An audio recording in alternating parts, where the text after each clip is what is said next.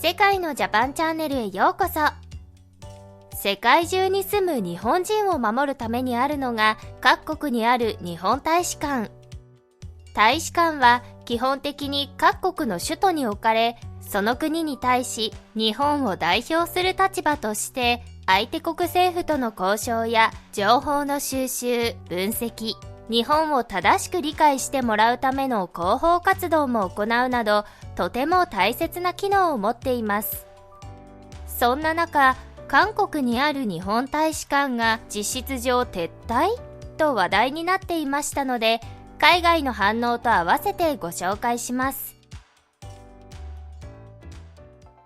韓国のメディアが日本がソウルにある大使館新築計画を事実上放棄と題した記事を掲載しました。ソウル市チョンノ区チュンハクトンにある在韓日本大使館は1976年に建てられましたが、2016年にその建物を撤去し、跡地に地上6階、地下3階建ての新しい建物を建てる計画でした。ところが、韓国メディアが取材した結果、新しい日本大使館の建築許可は2021年3月に取り消されていたことが明らかに。これは2015年にソウル市チョンノク町から建築許可を受けてから6年が経過していましたが、大使館側が着工延長申請をしなかったためです。チョンノク関係者は2021年2月末に協議したとき、日本大使館側から本国で最終承認が出ていないので建築許可取り消しを受け入れると言ってきたと話しました。チョンノク町は2021年3月16日、日本大使館に建築許可取り消しを最終的に通知。韓国の建築基準法上、建築許可を受けたら1年以内に工事を開始しなければなりませんが、事情がある場合は着工を延期することができます。そのためチョンノク町は2020年、日本大使館に工事着工を何度も要請し、チョンノク町は着工延期の理由があれば教えてほしいと伝えましたが、日本大使館は反応を示さなかったそうです。そして2021年4月の協議で日本側が建築許可を放棄し、大使館の敷地はフェンスで取り囲まれたまま、雑草だけが生い茂った状態で放置されています。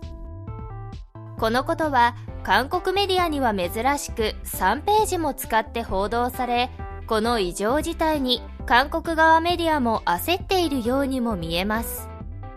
そもそも日本大使館前では1992年から毎週水曜日に反日デモが行われていて、日本の政治家の反韓発言や竹島問題が大きくなると、大使館前には大勢のデモ隊が集まるのが恒例となっていました。さらに2011年には道路向かいに慰安婦の少女像が設置されるというとんでもない事態が起こります。これは外国高官前での侮辱行為を禁じたウィーン条約に違反しており、日本政府は像の設置以来、韓国政府に対し抗議を繰り返してきましたが、韓国と日本の双方で解決の糸口が見つかっておらず、現在の在韓日本大使館は元々の大使館の近隣にあるビルに間借りして入居している状況です。この話題に対して海外の人々からは様々な声が寄せられていましたので、その一部をご紹介します。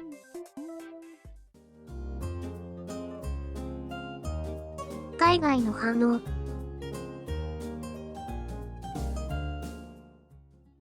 出ていけって騒ぐから出ていくって言うと、なぜ出ていくんだって騒ぎ出す。もう何がしたいんだか。こんな状況で着工してほしいって言ってくる神経がわからん。約束を果たせなければ腹を切る覚悟の国と、自分の都合と感情で約束を簡単に反故にする国の違いだな。大使館員の身の安全を考えれば当然の処置でしょう。そんな国に大使館を置く必要もないし、何のメリットもないよね。どうせ日本大使館があっても嫌がらせの対象にしかならないだろうから、撤退してもいいんじゃないかな。もし建てられたとしても、今の韓国じゃ現地の建設会社に手抜き工事されただろうし、建てなくて正解だったんじゃない？土地を売り払えば100億円を超える価値があるんでしょ？そんなところさっさと売っちゃえばいいのに。嫌がらせのせいでビルのテナント料もかかってるしね。家賃も韓国に請求した方がいいよ。以上が海外の人々の反応でした。韓国の対応には世界の人々も呆れているようです。国を代表する大使館に対する対応とは思えませんよね。そもそも日本大使館の建て替えには韓国側からいろいろな難癖がつけられました。日本側が初めて新築工事を申請したのは2012年でしたが、日本大使館の近くに朝鮮王朝の王宮キョンボッ郡があり、周辺は文化財区域となるため、高さ制限によって地上6階建てのビルは認められないと棄却されたのです。しかし日本大使館の周囲は20階近くはある高層ビルだらけ。日本側は抗議しましたが、周りのビルは高さ制限が定められたタイミングよりも前に建てられたと言い訳をされてしまいます。日本側は高さを修正し、再度申請を行いましたが、旧大使館の建物取り壊し後、地域の発掘調査を実施するという条件付きで許可されます。ようやく工事に着工できると安心したのもつかの間、2016年1月に大使館跡地から李氏朝鮮時代の遺構らしきものが見つかったのです。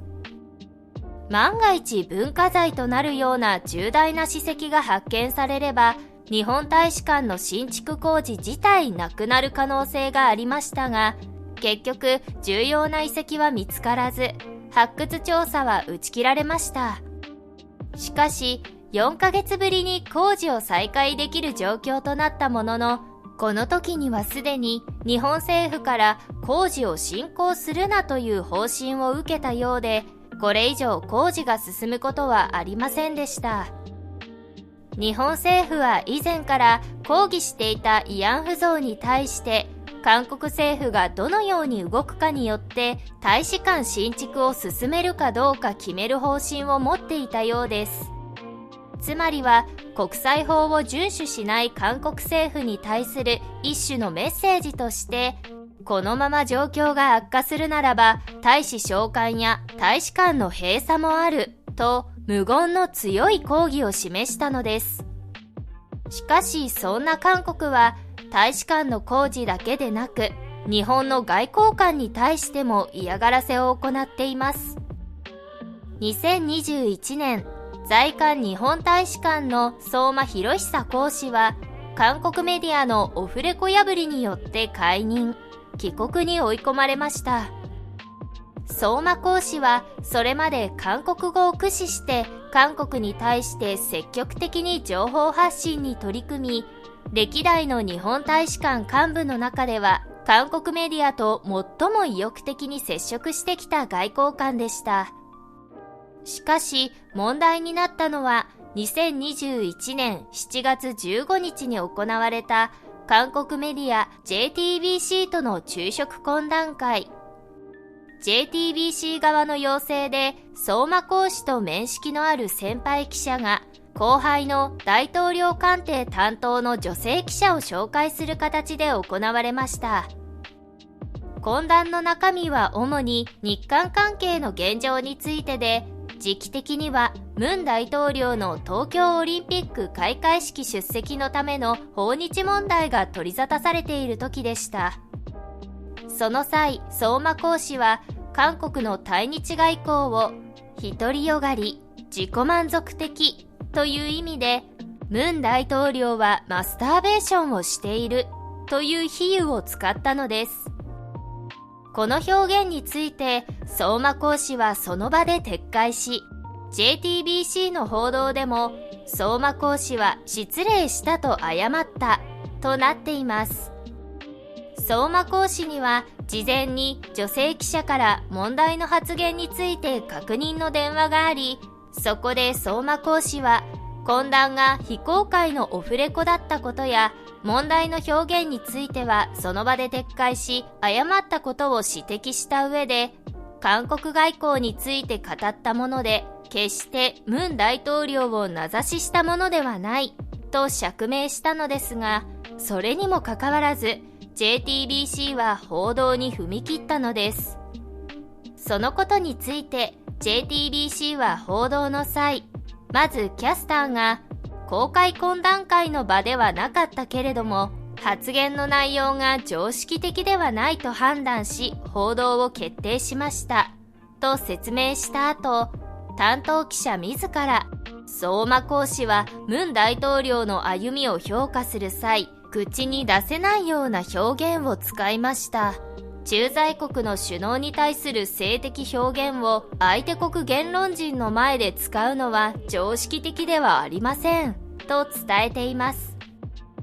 オフレコの約束を破っただけでなく、しかもその場で撤回、謝罪を受けながらもそれを無視し報道してしまったのは明らかに信頼に背く行為です。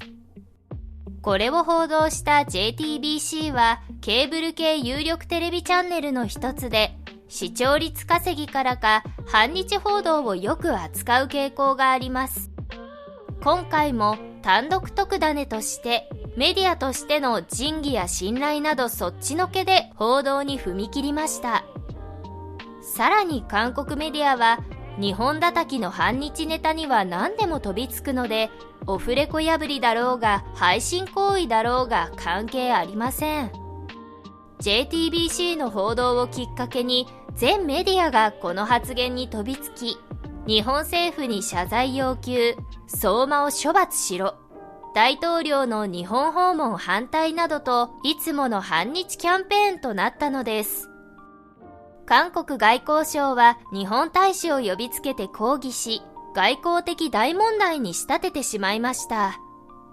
その結果、相馬講師は日本へ帰国することとなりましたが、オリンピック訪日計画をめぐる事前の対日交渉がうまくいかず、訪日が難しくなっていたムン大統領にとっては、訪日中止の責任を日本のせいにするいい口実となったことでしょう。